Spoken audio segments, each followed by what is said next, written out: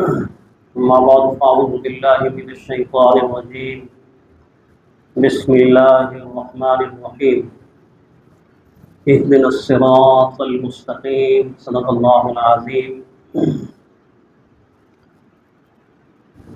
اهدنا الصراط المستقيم. اے اللہ ہمیں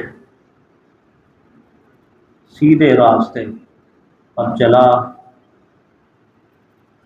سیدھے راستے کی ہدایت عطا فرما۔ سورہ فاتحہ کی یہ 5ویں آیت ہے، اور اس سے پہلے اللہ تعالیٰ نے چوتھی آیت مبارکہ میں اپنے ایمان والے بندوں سے ایک پختہ عہد لیا، وعدہ لیا، اور اس عہد کو، اس وعدے کو مومن کی صبح و شام کی زندگی کا ایسا حصہ بنا دیا کہ یہ دن کے عالم میں بھی اور رات کے اوقات میں بھی عبادت کی صورت میں، بندگی کی صورت میں، نماز کی صورت میں اس وعدے کو بار بار دہراتا ہے، دہراتا ہے، دہراتا ہے۔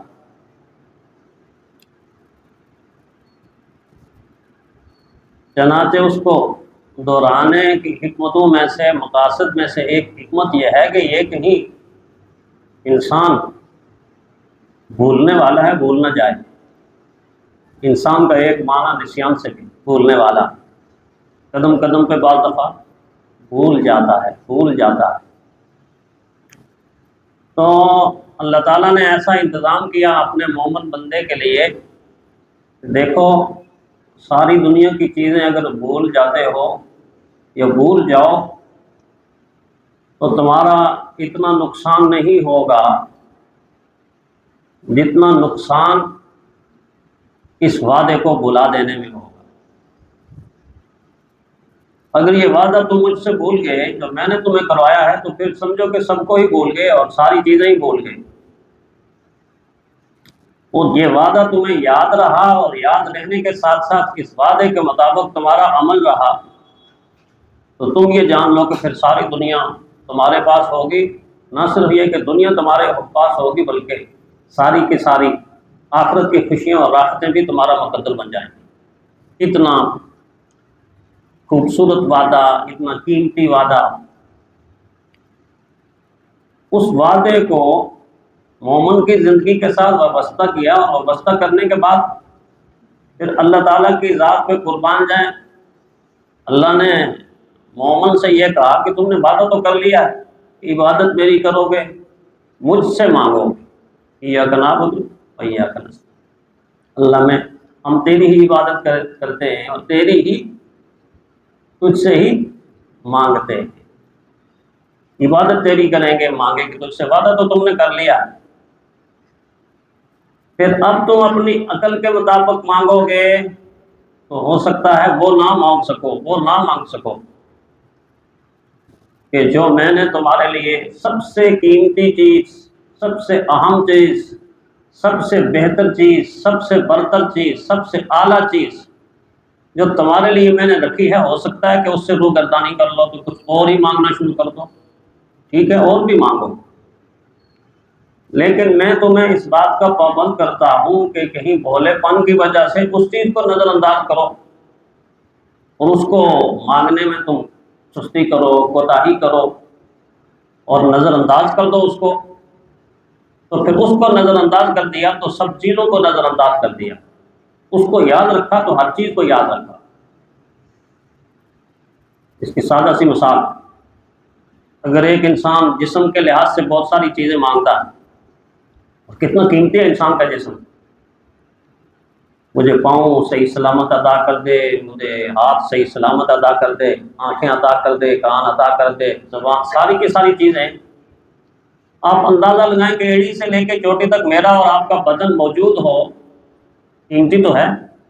بہت قیمتی۔ لیکن اس بدن کے اندر روح موجود نہ ہو تو میرے اور آپ کے بدن کی کوئی ویلیو ہے، کوئی قدر و قیمت ہے؟ دنیا والے عزیز و اقربا اپنے رشتہ دار آرام سے کفن پہنائیں گے اور دعاؤں کے ساتھ رخصت کر دیں گے، مٹی کے نیچے چلے جائیں۔ روح اور جان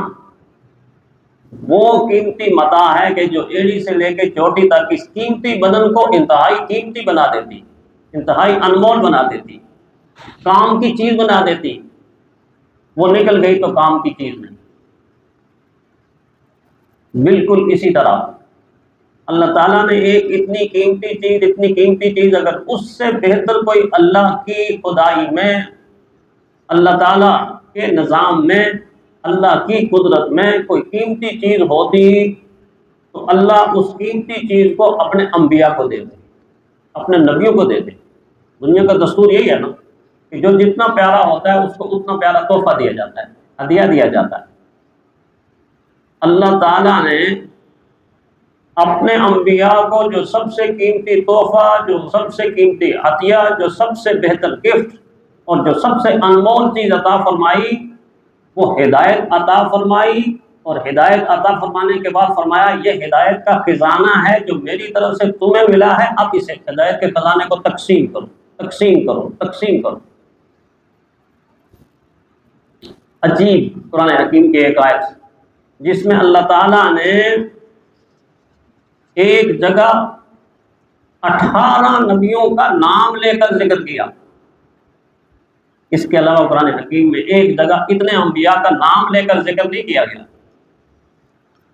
سورہ انعام میں 18 انبیاء کا ایک جگہ اللہ نے نام لے کر ذکر کیا۔ اہل ایمان کو بتائیے، دیکھو یہ میرے ابراہیم، یہ میرے اسحاق، یہ میرے یعقوب، یہ میرے نوح، یہ داؤد علیہ السلام، یہ سلیمان علیہ السلام، یہ ایوب علیہ السلام، یہ یوسف علیہ السلام، یہ موسیٰ علیہ السلام، یہ ہارون علیہ السلام، یہ زکریا علیہ السلام، یہ یحییٰ علیہ السلام، یہ عیسیٰ علیہ السلام، یہ الیاس علیہ السلام، یہ اسماعیل علیہ السلام، یہ یسع علیہ السلام، یہ یونس علیہ السلام، یہ لوط علیہ السلام، یہ سارے کے سارے کون تھے؟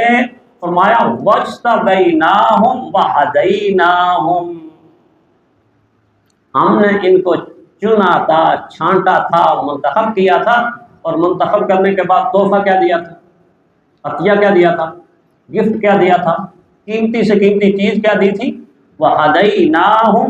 إِلَىٰ صِرَاطٍ مُسْتَقِيمٍ، وَهَدَيْنَاهُمْ إِلَىٰ صِرَاطٍ مُسْتَقِيمٍ۔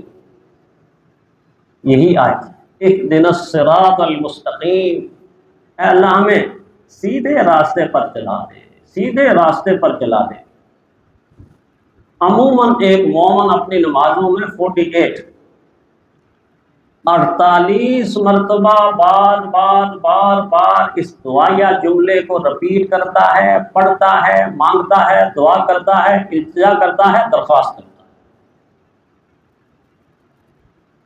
اب سوال یہ پیدا ہوتا ہے کہ اتنی کثرت کے ساتھ میں مانگنا ہی ہے تو ٹھیک ہے، اچھی بات ہے، لیکن کثرت کے ساتھ بار بار جب بھی مومن کھڑا ہوتا ہے وہ فرض پڑھے تب بھی،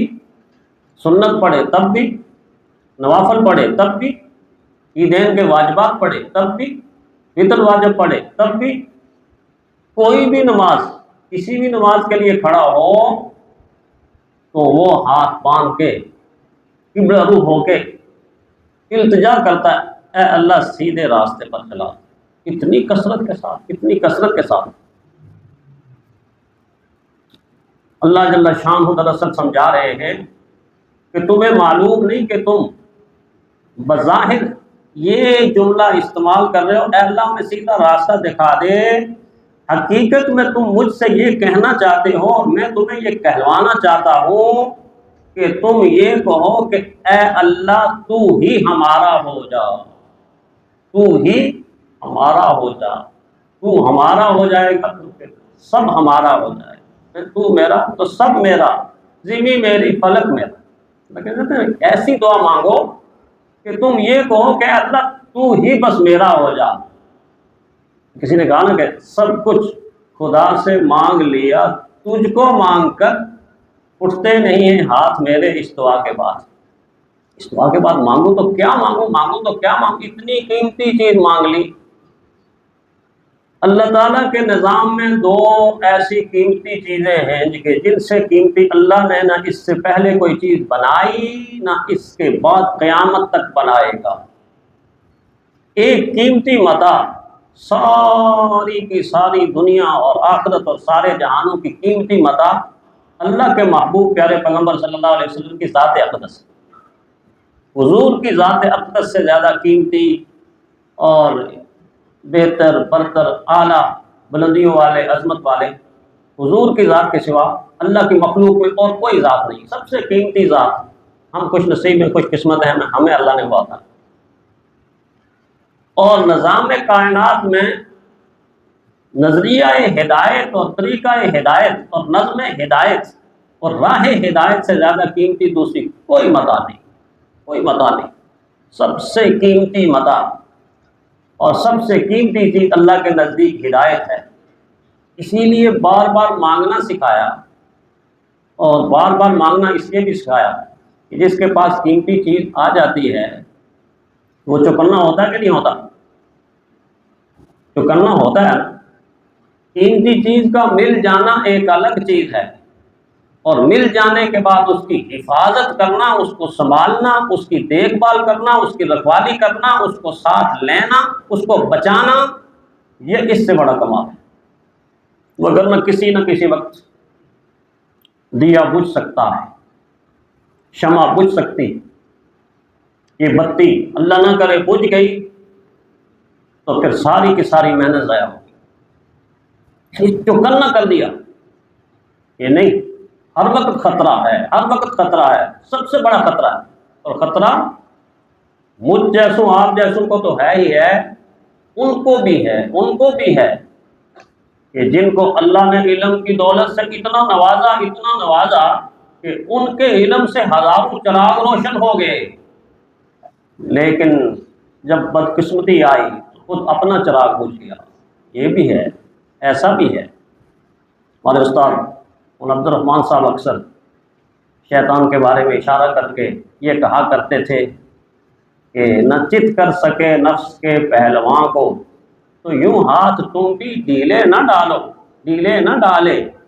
ارے اس سے کشتی تو ہے عمر بھر کی، ارے اس سے کشتی تو ہے عمر بھر کی، کبھی تو دبا لے کبھی یہ دبا لے۔ یہ ساری دنیا زندگی کی کشتی ہے، ساری زندگی کا مقابلہ ہے، ساری زندگی کی جنگ ہے، ساری زندگی کا خطرہ ہے۔ اس خطرے سے باخبر ہونا اور اس ہدایت کے نور کو بچانا بچانا بچانا، یہ مومن کی ذمہ داری ہے، مومن کے لیے ضروری ہے۔ وگرنہ تو اتنا بڑا خطرہ، اتنا بڑا خطرہ کہ حسن بصری رحمۃ اللہ علیہ کے بارے میں آتا ہے، آخری وقت میں کچھ دیر ان کی آنکھوں سے آنسو ہو گئے، اور ساتھ جو پڑھنے والے سیکھنے والے بیٹھے تھے تو ان میں سے کسی نے یہ کہہ دیا کہ آپ اللہ کے اتنے پیارے ہیں، اللہ کے اتنے محبوب ہیں، نیکی والی زندگی، تقوی والی زندگی، پاکیزہ زندگی آپ نے گزاری ہے، اور آپ نے علم کی روشنی کو اتنا پھیلایا ہے، ہم اس سے مستفید ہوتے رہے، تو آپ کیوں رو رہے ہیں؟ فرمایا رو اس لیے رہا ہوں کہ میں نے اپنے اساتذہ میں، یعنی جن لوگوں سے میں سیکھتا رہا، ان میں سے 3 ایسے علماء کو آخری وقت میں دیکھا ہے اور زندگی کے آخری ایام میں دیکھا ہے، اور وہ اتنے بڑے علم کے آفتاب و مہتاب تھے، چمکتے ہوئے سورج اور چاند تھے کہ ان سے ہزاروں لوگوں نے علم سیکھا ہے، لیکن آخری وقت میں دیکھا ہے کہ ان میں سے ایک عیسائی ہو کے مرا، ایک یہودی ہو کے مرا اور ایک مجوسی ہو کے مرا۔ تینوں کے تینوں ایسے تھے کہ جن سے اللہ تعالیٰ نے ہدایت کے نور کو واپس لے لیا، ایمان کے نور کو واپس لے لیا، معرفت کی روشنی کو واپس لے لیا۔ کتنا بڑا خطرہ ہے، کتنا بڑا خطرہ ہے، شیطان کس حد تک جاتا ہے، اور اس ہدایت کے نور کو بجھانے کے لیے، دبانے کے لیے اور چھیننے کے لیے کیا کیا ہتھ کنڈا استعمال کرتا۔ ائمہ کرام میں بہت بڑے امام، آخری وقت میں ہمارے دین نے تعلیم دی کہ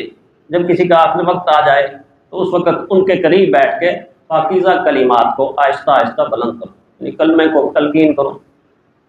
تو جب ان کا آخری وقت دیکھا شاگردوں نے کہ اس طرح کے حالات آ رہے ہیں، تو شاگردوں نے لا الہ الا اللہ محمد رسول اللہ صلی اللہ علیہ وسلم کا آہستہ آہستہ ورد کرنا شروع کیا، وقفے وقفے سے کلمہ، لیکن ادھر یہ کلمہ پڑھتے اور ادھر ان کی زبان پر یہ جملہ آتا لا لا۔ اب لا کا مطلب ہے نہیں نہیں نہیں نہیں، ادھر یہ کلمے کی تلقین کرتے ادھر سے لا آتا، ان کی پریشانی بڑھ گئی، انتہائی پریشانی بڑھ گئی، یہ کیا بات ہے؟ وہ یہ سوچنے لگے یا تو کلمہ ان کی زبان پر نہیں آتا، زبان پر نہیں چڑھتا اس لیے یہ کلمہ بول نہیں سک رہے، یا پھر یہ ہے کہ اللہ نہ کرے یہ لا کہتے ہیں کہیں کلمے کا انکار ہی نہ کر دیں۔ اتنا بڑا کلمے کا انکار ہی نہ کر دیں تو سارے شاگرد انتہائی کرب کے اندر اور دکھ کے اندر اور تکلیف کے اندر مبتلا ہیں کہ اتنے بڑے امام ہیں، ہمارے استاد ہیں، اور ہم کلمے کی تلقین کر رہے ہیں اور یہ آگے سے لا کہہ رہے ہیں۔ کچھ دیر یہ لا لا چلتا رہا اور تھوڑی دیر کے بعد ان کو تھوڑا افاقہ سا ہوا، کچھ صحیح طرح سے ہوش میں آئے، تو فوراً کسی شاگرد نے عرض کیا حضرت ہم تھوڑی دیر پہلے کلمے کا ورد کر رہے تھے اور آپ کی زبان سے لا نکل رہا، آپ کی زبان سے لا نکل رہا تھا، پورا کلمہ آپ نہیں پڑھ رہے تھے، تو ہمیں بہت اندیشہ ہوا۔ تو فرمایا ہاں آپ ٹھیک کہتے ہیں، آپ ٹھیک کہتے ہیں، اصل میں اس وقت شیطان میرے سامنے آیا اور اس نے آ کر مجھے یہ کہا کہ میں تو بڑا ناکام ہو گیا، میں تو بڑا خسارے میں رہ گیا، میں تو بڑا نقصان میں رہ گیا، آپ نے تو مجھے ہرا دیا، آپ تو یہ جنگ جیت چکے اور کامیاب ہو چکے اور آپ کامیاب ہو کے دنیا سے جا رہے ہو، مجھے بڑا افسوس ہے، مجھے بڑا افسوس ہے۔ تو میں آگے سے اس کو کہتا تھا لا لا لا لا، نہیں نہیں اب بھی کامیاب نہیں، جب میرا آخری سانس نکلے گا تو تب میں کامیاب ہوں، جب میرا آخری سانس نکلے گا تو تب میں کامیاب ہوں گا۔